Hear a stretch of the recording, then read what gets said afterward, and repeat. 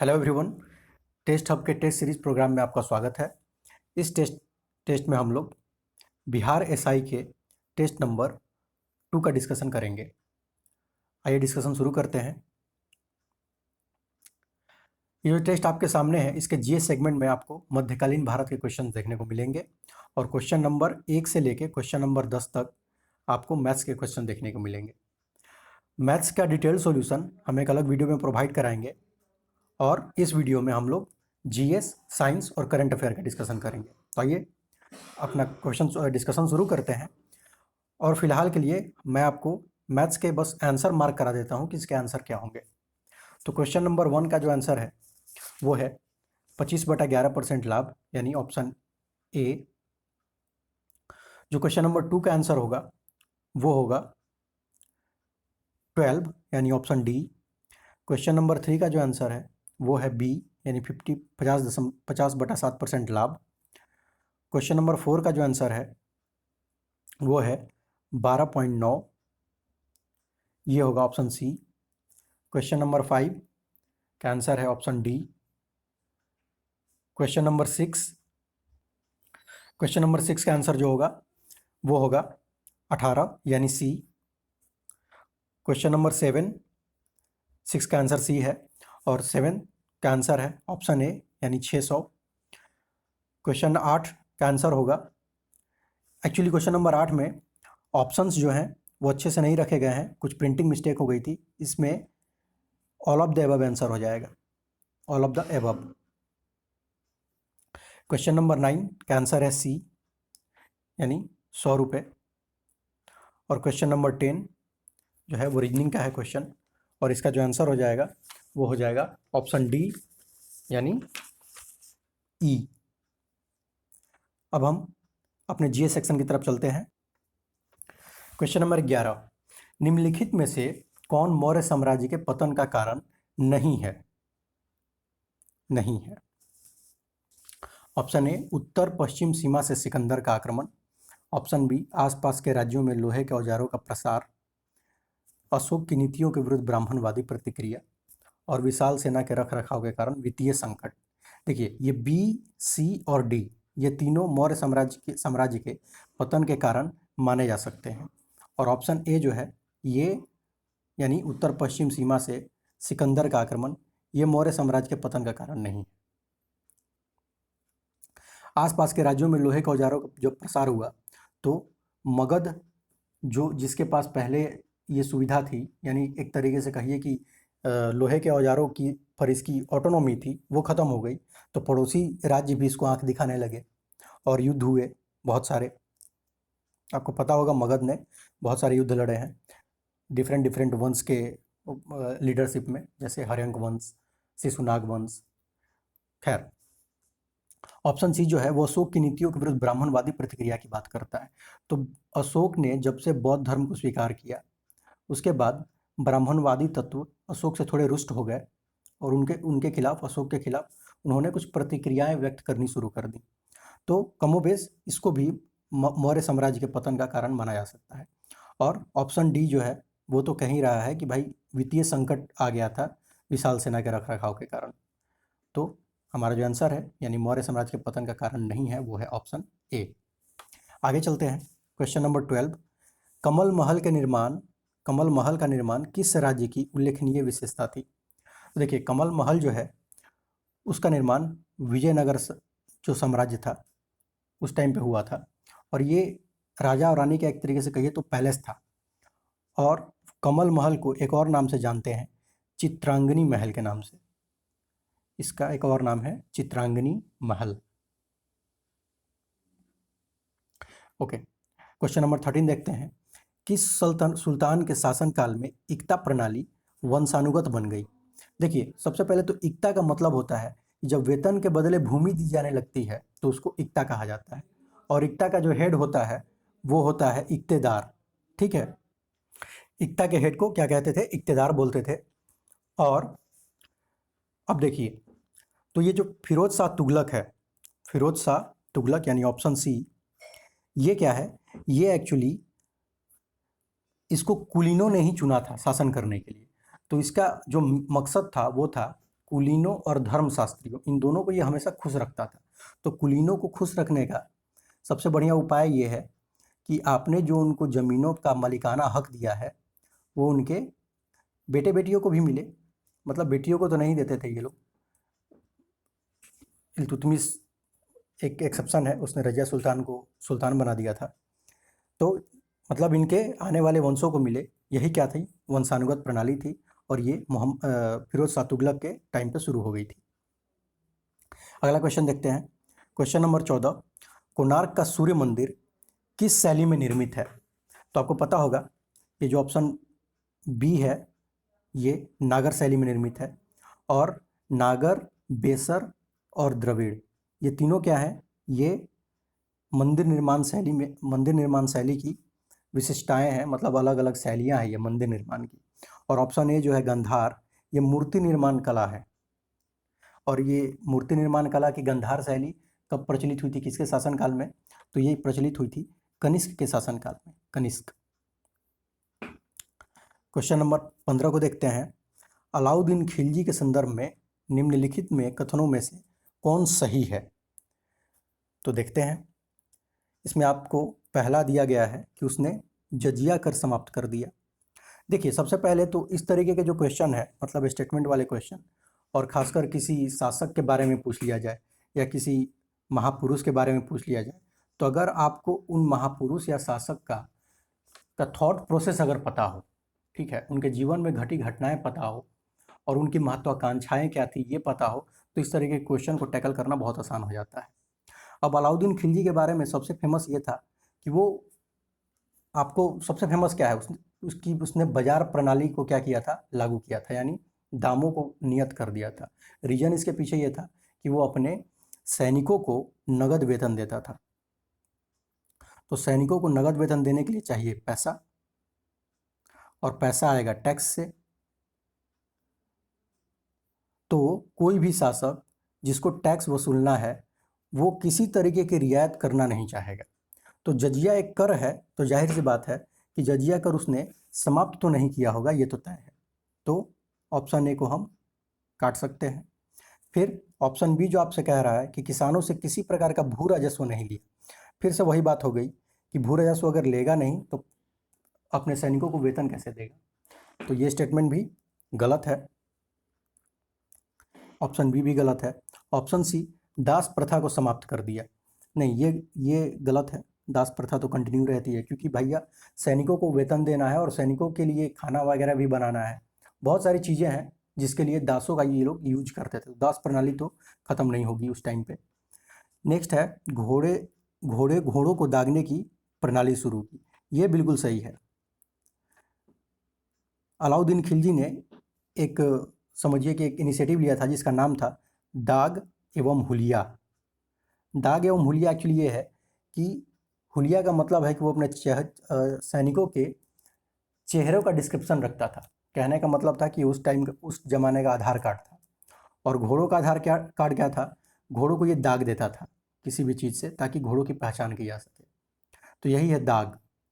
और हुलिया यानी सैनिकों का आधार कार्ड, सैनिकों का ब्यौरा कि वो कैसे दिखते हैं, चेहरा मोहरा कैसा है, ये सब। तो हमारा आंसर जो है वो है ऑप्शन डी। क्वेश्चन नंबर 16 पर चलते हैं, मगध पर शासन करने वाले राजवंशों को कालानुक्रम में व्यवस्थित कीजिए। तो मौर्य वंश, शिशुनाग वंश, नंद वंश और हर्यंक वंश, इनको आपको अरेंज करना है। तो देखिए आपको पता होगा कि सबसे पहले मगध पर हर्यंक वंश ने शासन किया था, और इसके संस्थापक कौन थे? ये थे बिंबिसार। उसके बाद हर्यंक वंश के बाद इस पर शासन किया शिशुनाग वंश ने, और शिशुनाग वंश का संस्थापक शिशुनाग,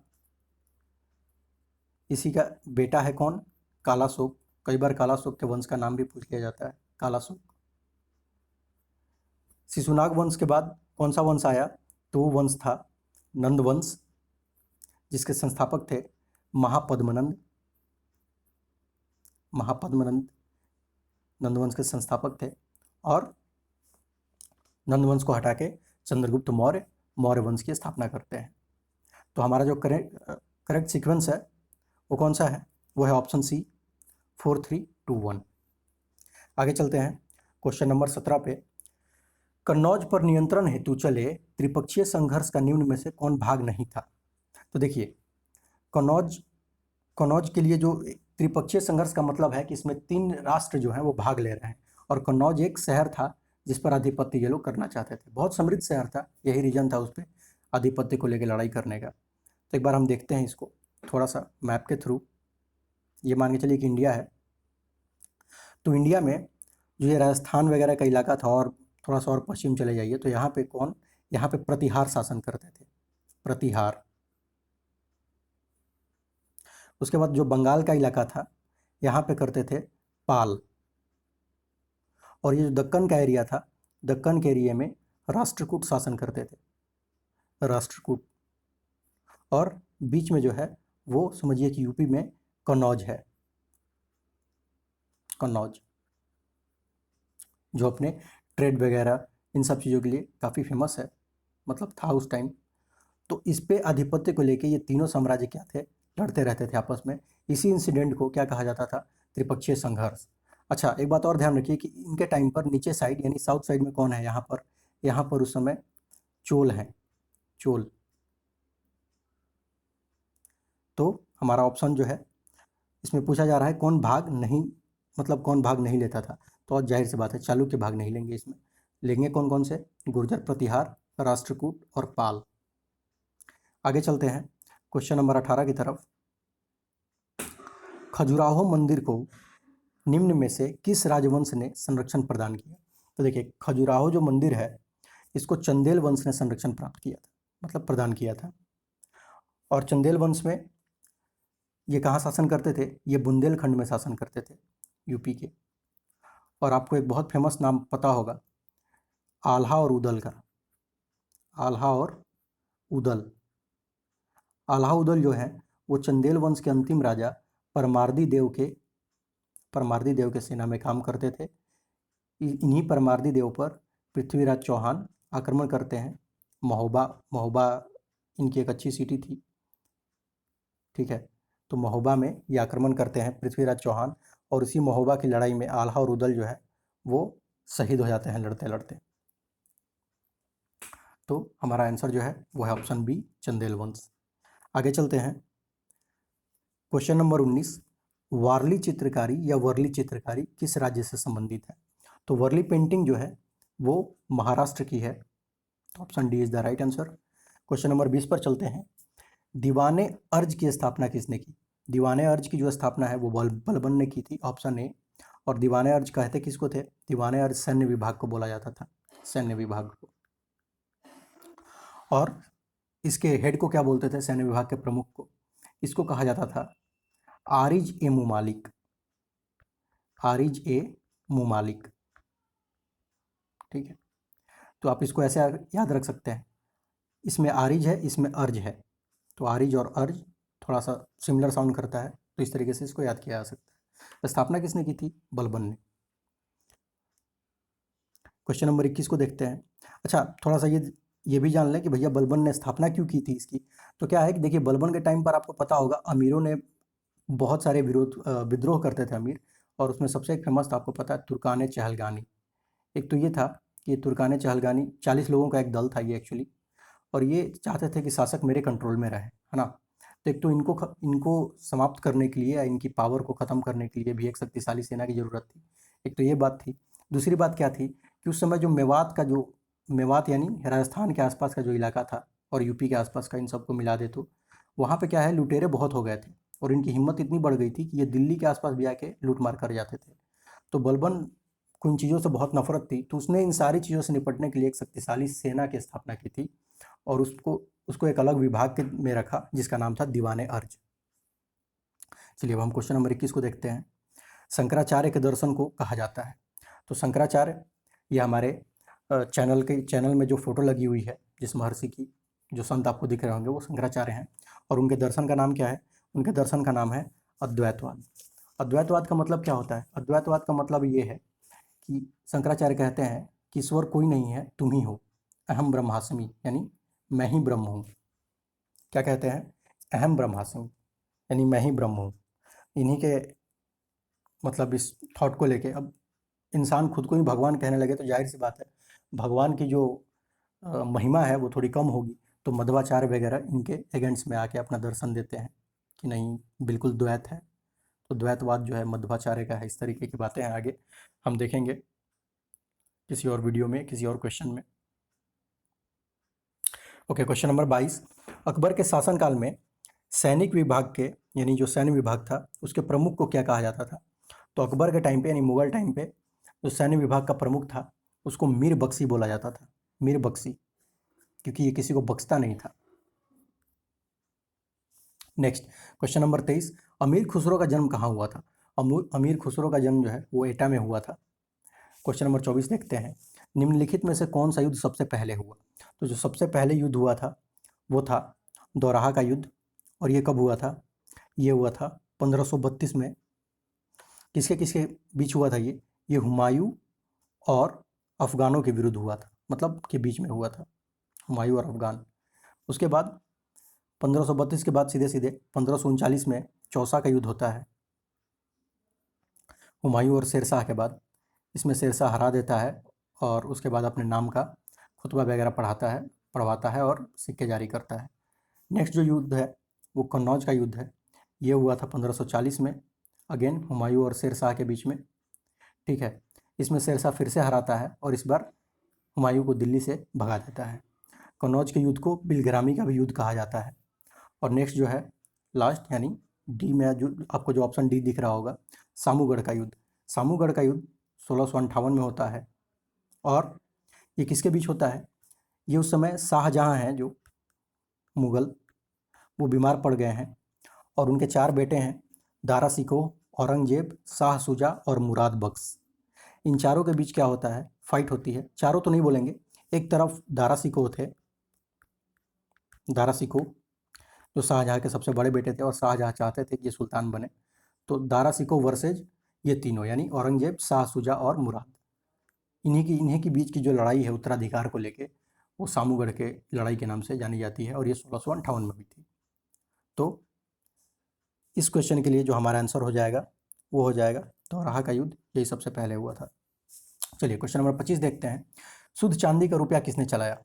तो ये शेरशाह ने चलाया था। और इसको बोलते क्या थे? इसको रुपया ही बोलते थे, रुपया। क्वेश्चन नंबर 26 देखते हैं। किस मुगल सम्राट ने तंबाकू के प्रयोग पर निषेध लगाया? तो ये किया था जहांगीर ने, क्योंकि इसके टाइम पर लोग काफ़ी ज़्यादा तंबाकू का प्रयोग करने लगे थे, जिससे एक तो स्वास्थ्य तो खराब हो ही रहा था, साथ ही साथ लोग नशे में रहते थे, न्यूसेंस क्रिएट करते थे। उन पे पाबंदी लगाने के लिए जहांगीर ने क्या किया कि सोचा कि ये मतलब ना रहेगी बाँस ना बजेगी बाँसुरी वाले कंसेप्ट है, तंबाकू के प्रयोग पर ही निषेध लगा दो, मतलब प्रतिबंधित कर दो। क्वेश्चन नंबर 27 देखते हैं। नक्षत्रों संबंधी ज्ञान से संबंधित पुस्तक जिन्न मुहम्मद शाही के लेखक कौन है? देखिए, नक्षत्र यानी ये जो भी प्लैनेट्स हैं, सन हो गया, चंद्रमा हो गया, इनके भी बारे में स्टडी। तो इसमें आप सबको ऑप्शन दिख गया होगा, सवाई जय सिंह जो है ये बहुत ज़्यादा इंटरेस्टेड रहते थे इन सब चीज़ों में। तो ये इन्हीं की बुक है, सवाई जय सिंह की। और ये किससे रिलेटेड है? नक्षत्रों संबंधी ज्ञान से ये संबंधित पुस्तक है। और सवाई जय सिंह ने क्या बनवाया था? इन्होंने जंतर मंतर बनवाया है, बहुत फेमस। तो आंसर है ऑप्शन बी, सवाई जय सिंह। चलिए क्वेश्चन नंबर 28 देखते हैं। अष्टप्रधान नाम की मंत्रिपरिषद थी। तो अष्टप्रधान नाम की मंत्रिपरिषद किसके शासनकाल में थी? ये मराठा प्रशासन में है अष्टप्रधान। और एक बार हम जल्दी से देखते हैं कि अष्टप्रधान में कौन कौन से थे। देखिए, पहला था पेशवा। पेशवा यानी इसको प्राइम मिनिस्टर कह लीजिए या चीफ मिनिस्टर कह लीजिए, जो कहना है, ये प्रधान था सबसे ज़्यादा। ठीक है, उसके बाद आएगा अमात्य। अमात्य जो है ये फाइनेंस मिनिस्टर है, वित्त मंत्री। उसके बाद सेनापति, सेनापति हैं, सेना के प्रमुख। उसके बाद पंडित राव। तो पंडित राव जो हैं ये धर्म कर्म की चीज़ें देखते थे। उसके बाद हैं न्यायाधीश, न्याय करने के लिए। उसके बाद हैं सचिव। सचिव जो है वो सरकारी आदेशों का क्या करते हैं? पालन करते हैं। सरकारी आदेशों का पालन ये सचिव का काम था। उसके बाद मंत्री। मंत्री जो है वो पत्र व्यवहार देखते थे। पत्र व्यवहार यानी किस डिपार्टमेंट में कौन सा लेटर जाएगा, ये मंत्री का काम था देखना। उसके बाद है लास्ट जो है वो है सुमंत, और सुमंत कौन है, ये विदेश मंत्री हैं, फॉरेन मिनिस्टर। ये इंटरनेशनल रिलेशन के साथ डील करते हैं, यानी इंटरनेशनल तो नहीं कहेंगे, उस समय के जो भी तत्कालीन वो थे राज्य थे, जैसे हैदराबाद का जो निज़ाम हो गया, ये सारे इन सब के साथ जो रिलेशनशिप है वो सुमंत देखते थे, यानी सुमंत पोस्ट है वित्त मंत्री। आगे चलते हैं, क्वेश्चन नंबर 30, गुरु ग्रंथ साहब का संकलन किसने किया था। देखिए, गुरु ग्रंथ साहब का जो संकलन है वो किया था गुरु अर्जुन देव ने, गुरु अर्जुन देव ने। और ये सिखों के 5वें गुरु हैं, सिखों के 5वें गुरु हैं। और इन्होंने गुरु ग्रंथ साहिब में जो है सबसे ज़्यादा वाणी किसकी है, तो वो गुरु अर्जुन देव की ही है। और जहांगीर इनकी क्या करा देता है, हत्या करवा देता है जहांगीर, क्योंकि इन्होंने जहांगीर का जो जिस पुत्र ने जहांगीर के विरोध किया था, खुसरो नाम था उसका, उसको शरण दी थी किसने, गुरु अर्जुन देव ने। तो इससे खफा होकर जहांगीर ने क्या किया था कि इनका मर्डर करा दिया था। तो ऑप्शन डी गुरु अर्जुन देव। आगे चलते हैं, क्वेश्चन नंबर 31, भारत में प्रथम आक्रमणकारी था। देखिए, भारत में जो प्रथम आक्रमणकारी था वो था मोहम्मद बिन कासिम, ऑप्शन सी। कब आक्रमण किया था इसने, इसने किया था 712 ईस्वी में, 712। और ये जाति से क्या था, ये अरब था, अरब। उसके बाद इसके बाद कौन आक्रमण करता है, इसके बाद आक्रमण करता है महमूद गजनवी। मोहम्मद बिन कासिम के बाद आक्रमण करता है कौन, महमूद गजनवी। और महमूद गजनवी आक्रमण कब करता है, ये करता है 1000 से लेके और 1027 के बीच, ये 17 बार आक्रमण करता है, 17 बार। और ये क्या था, ये भी अरब है, महमूद गजनवी भी क्या है, ये अरब है। उसके बाद फिर मोहम्मद गोरी आक्रमण करता है, ये कब करता है, ये अराउंड 1175 के आसपास ये क्या करता है, आक्रमण करता है। और ये क्या था, मोहम्मद गोरी तुर्क था, तुर्क। और भारत में जो इस्लामिक सत्ता की स्थापना का श्रेय दिया जाता है वो किसको दिया जाता है, वो मोहम्मद गोरी को ही दिया जाता है, क्योंकि मोहम्मद गोरी के जाने के बाद इसका जो गुलाम है कुतुबुद्दीन ऐबक, आपको पता होगा, ये गुलाम वंश की स्थापना करता है भारत में, गुलाम वंश की। आगे चलते हैं अपने नेक्स्ट क्वेश्चन की तरफ।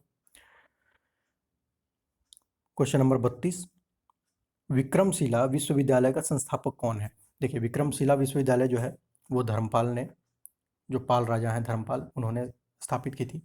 क्वेश्चन नंबर 33 देखते हैं, तंजौर में बृहदेश्वर मंदिर का निर्माण किसने कराया था।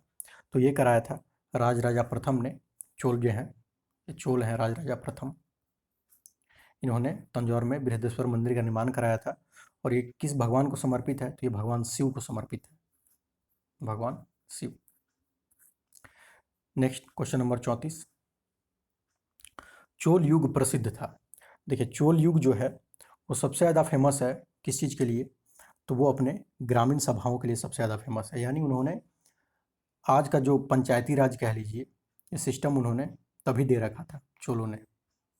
तो पंचायती राज, ऑप्शन बी, सॉरी मतलब ग्रामीण सभाएं।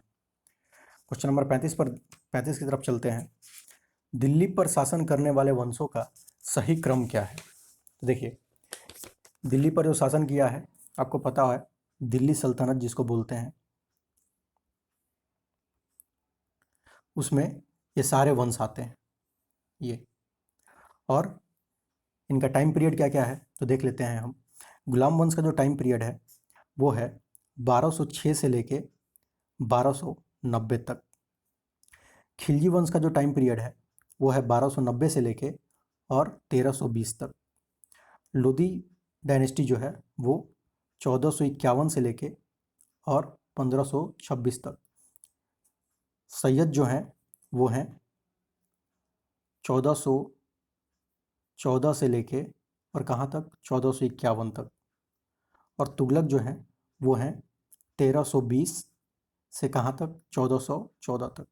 तो अरेंज करेंगे तो अरेंजमेंट में क्या आएगा, सबसे पहले आएगा गुलाम वंश, उसके बाद आएगा खिलजी वंश, पहले गुलाम फिर खिलजी, उसके बाद आएगा तुगलक वंश, फिर आएगा लोधी वंश और सबसे लास्ट में आएगा सैयद वंश। नहीं, कुछ उल्टा हो गया, तुगलक के बाद सैयद आएगा, सबसे लास्ट में कौन आएगा, लोधी। और लोधी को फिर कौन हराता है, इब्राहिम लोधी को पानीपत के प्रथम युद्ध में बाबर आके हरा देता है और इंडिया पे मुगल सत्ता की स्थापना हो जाती है। तो ये है डेवलपमेंट। तो हमारा जो ऑप्शन है वो ऑप्शन कौन सा है, वो है ऑप्शन नंबर बी। चलिए क्वेश्चन नंबर 36 की तरफ चलते हैं। चंगेज खान के अधीन मंगोलों ने किसके शासनकाल में भारत पर आक्रमण किया, तो ये है इल्तुतमिश, इसी के टाइम पर। क्वेश्चन नंबर 37 देखते हैं। सूफी मत के बारे में सही कथन चुनिए।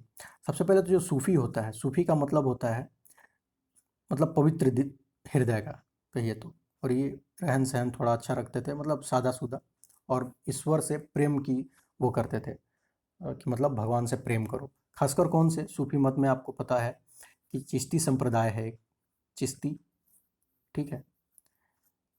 एक संप्रदाय है कौन सा, फिरदौसी, फिर एक है नक्शबंदी और एक है कादिरी। कादिरी वही संप्रदाय है जिसमें दारा सिकोह पार्टिसिपेट करता है। तो अब हम देखते हैं अपना पहला स्टेटमेंट। जियारत सूफी संतों की मज़ार पर की जाने वाली यात्रा है, बिल्कुल सही है। जियारत जो है, जो हम सूफी संतों के लोग मज़ार पर जाते हैं दर्शन वगैरह करने, उसको जियारत कहते हैं। भारत में सूफियों में के सर्वाधिक प्रभावशाली समूह चिश्ती थे, चिश्ती बिल्कुल ठीक है, ये भी स्टेटमेंट। चिश्ती संप्रदाय सबसे ज़्यादा फेमस हुआ भारत में, और इसका मेन रीज़न ये था क्योंकि चिश्ती संप्रदाय जो है वो सहिष्णु था, मतलब हिंदू मुस्लिम नहीं करता था, ठीक है, इसलिए ये भारत में ज़्यादा फेमस हुआ। और नक्शबंदी जो है ये बहुत कट्टर थे नक्शबंदी, तो इसलिए ये जो है इतने ज़्यादा फेमस नहीं हो पाए भारत में। तो हमारा आंसर क्या हो जाएगा, हमारा आंसर हो जाएगा, सही कथन चुनना है तो दोनों सही हैं, ऑप्शन सी 1 और 2। और ध्यान रखिए जियारत में ही जाके लोग, मतलब जैसे हम लोग मंदिर जाके भजन करते हैं, तो ये लोग मज़ार पर जाकर क्या करते हैं, कव्वाली करते हैं, ठीक है। क्वेश्चन नंबर 38 की तरफ चलते हैं। शिवाजी ने मुगलों को किस संधि के द्वारा किलों का हस्तांतरित किया, तो ये किया था पुरंदर की संधि जो की थी शिवाजी ने मुगलों से, उसके तहत किया था। क्वेश्चन नंबर 39 को देखते हैं। अकबर ने किसे जरी कलम के सम्मान से सम्मानित किया था, ये मोहम्मद हुसैन है, इनको क्या अकबर ने जरी कलम की उपाधि दी थी। क्वेश्चन नंबर 40 देखते हैं। निम्न यात्रियों में से कौन दारा सिकोह का चिकित्सक था, तो दारा सिकोह का जो चिकित्सक था वो था बर्नियर, फ्रांसवा बर्नियर नाम था इसका, फ्रांसवा बर्नियर, और ये कहाँ का था, ये फ्रांस का था। क्वेश्चन नंबर 41 देखते हैं। प्रसिद्ध विरूपाक्ष मंदिर कहाँ स्थित है, तो यह है हम्पी में, और हम्पी अपने हम्पी जानी जाती है विजयनगर साम्राज्य के लिए। वहीं पर क्या है, वहीं पर प्रसिद्ध जो है विरूपाक्ष मंदिर है। क्वेश्चन नंबर 42 को देखते हैं। सही कथन चुनना है आपको। मिहिर भोज प्रतिहार राजवंश में सबसे महान शासक थे, ये स्टेटमेंट बिल्कुल सही है। क्वेश्चन नंबर 2, राष्ट्रकूट राजा अमोघ वर्ष ने कविराज मार्ग की रचना की, यह भी बिल्कुल सही है। तो इसमें आंसर हो जाएगा ऑप्शन सी 1 और 2। नेक्स्ट क्वेश्चन नंबर 43, इसमें आपको मिलान करना है। ये राजवंश हैं और ये उनके संस्थापकों के नाम हैं, तो आपको मिलाना है। देखिए पुष्यभूति वंश जो है संस्थापक नहीं है, ये एक्चुअली हर्षवर्धन संस्थापक तो नहीं थे पुष्यभूति के, मतलब फेमस राजा और वंश। तो पुष्यभूति जो है वो हर्षवर्धन से रिलेटेड है, पुष्यभूति वंश। उसके बाद राजराजा ये संबंधित है किससे, ये चोल से संबंधित है राजराजा। दंतीदुर्ग ये राष्ट्रकूट के हैं, ये संस्थापक हैं। और नागभट्ट ये हैं प्रतिहार, और हर्षवर्धन पुष्यभूति। तो हमारा आंसर हो जाएगा ऑप्शन बी 4231। चलिए आगे चलते हैं। क्वेश्चन नंबर 44, ये फिर से मिलान करना है आपको क्वेश्चन नंबर 44 में। और ये क्या है, ये कुछ फेमस किताबें हैं और ये हैं उनके राइटर। तो देखते हैं, पृथ्वीराज रासो लिखी है किसने? ये लिखी है चंद्रवरदाई ने। राज तरंगिनी किसने लिखी है? ये लिखी है कलहन ने। शाहनामा किसने लिखा है? तो शाहनामा लिखा है फिरदौस ने। और लीलावती ये भास्कर द्वितीय ने। तो हमारा ऑप्शन कौन सा है? हमारा ऑप्शन है ऑप्शन नंबर डी। आगे चलते हैं, क्वेश्चन नंबर 45 को देखते हैं। खुद को शक्तिशाली बनाने के बाद बलबन ने कौन सी पदवी ग्रहण की? तो देखिए, खुद को शक्तिशाली बनाने के बाद बलबन ने जिले इलाही की पदवी धारण की थी। और जिले इलाही का जो मतलब है वो है कि सुल्तान जो है वो धरती पर क्या है? ईश्वर की छाया है। यही मतलब होता था जिले इलाही का। और इसकी पदवी, ये पदवी किसने धारण की थी? ये बलबन ने धारण की थी। Option B. अच्छा, वीडियो में कई बार क्या है कि आवाज़ जो है, बोलने की स्पीड जो है वो कम हो जाती है। तो आप अपना स्पीड जो है बढ़ा लेंगे। प्लेबैक स्पीड में जाके आप 1.5 या 1.25 पे वीडियो देख सकते हैं। हम आगे चलते हैं, क्वेश्चन नंबर 46। तारीख़ फिरोज शाही की रचना किसने की? तो तारीख़ फिरोज शाही की रचना जो है वो की है किसने? बर्नी ने। और देखिए, फिरोज शाह की एक आत्मकथा है, ये सचिवालय में इस बार पूछा था, फिरोज शाह की आत्मकथा। तो ये हो जाएगा, इसकी आत्मकथा है फुतुहात फिरोज शाही। फुतुहात ए फिरोज शाही। चलिए आगे चलते हैं, क्वेश्चन नंबर 47। किस मुस्लिम शासक को उसकी धार्मिक सहिष्णुता के कारण जगत गुरु कहा जाता है? तो ये कहा जाता है इब्राहिम आदिल शाह को। Option number C. और ये कहाँ थे? ये बीजापुर में थे। क्वेश्चन नंबर 48 देखते हैं। किस शासक ने वुलर झील में कृत्रिम द्वीप जैना लंका का निर्माण कराया? देखिए, कृत्रिम द्वीप मतलब इसने खुद से बनवाया था उसको। और ये कौन है? ये है जैनुल आबिदीन। Option D. और जैनुल आबिदीन जो है, इनको कश्मीर का अकबर कहा जाता है।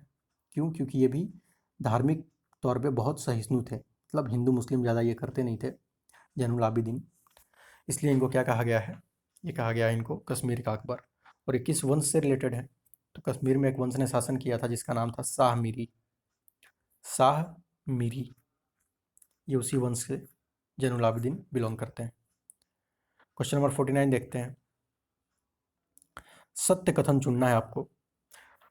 और पहला स्टेटमेंट कह रहा है कि औरंगजेब ने गुरु अंगद को मरवाया। तो नहीं, ये गलत है। औरंगजेब ने गुरु तेग बहादुर को मरवा दिया था। तेग बहादुर को। कहाँ पर? दिल्ली में। दिल्ली में जो लाल किला के सामने शीशगंज साहिब गुरुद्वारा है, शीशगंज, वहीं पर गुरु तेग बहादुर का सिर कटवा दिया था किसने? औरंगजेब ने। इसीलिए वो तो नाम है उसमें शीश लगा हुआ है, शीश मतलब सिर। तो शीशगंज साहिब जो गुरुद्वारा है वहीं पर क्या है? गुरु तेग बहादुर का सिर कट गया था, औरंगजेब ने कटवाया था। तो हमारा जो पहला स्टेटमेंट है वो गलत हो जाता है। अच्छा, यहाँ पे गुरु अंगद हैं। गुरु अंगद के बारे में थोड़ा सा जान लेते हैं। देखिए, गुरु अंगद ने गुरुमुखी लिपि दी थी, गुरुमुखी। उसके बाद इन्होंने अखाड़े और मल्ल यानी कुश्ती जिसको बोलते हैं, उसकी शुरुआत की थी इन्होंने। मतलब कि सारे जो सिख हैं उनको ये करना चाहिए, इस परंपरा की शुरुआत की थी गुरु अंगद ने। उसके बाद स्टेटमेंट सेकंड देखते हैं। जहांगीर ने गुरु अर्जुन देव को मरवाया। ये स्टेटमेंट बिल्कुल सही है। अभी हमने ऊपर बात की इसके बारे में कि उसने खुसरो को इन्होंने शरण दे दी थी, तो इसलिए उसने गुरु अर्जुन को मरवा दिया। किसने? जहांगीर ने। और गुरु अर्जुन देव को क्या कहा जाता है? इनको कहा जाता है शहीदा दे सरताज, मतलब शहीदों में प्रथम, ये गुरु अर्जुन देव को कहा जाता है। तो हमारा जो आंसर है वो हो जाएगा, सही कथन चुनना है तो सिर्फ केवल 2, ऑप्शन नंबर बी। आगे चलते हैं, क्वेश्चन नंबर 50 पे। निम्नलिखित में से कौन ईश्वर के निर्गुण स्वरूप के उपासक थे? ईश्वर के निर्गुण स्वरूप। निर्गुण का मतलब होता है कि आप ईश्वर को व्यक्ति के रूप में नहीं जानेंगे। जैसे राम, कृष्ण, ये क्या है? ये ईश्वर के सगुण रूप है। सगुण।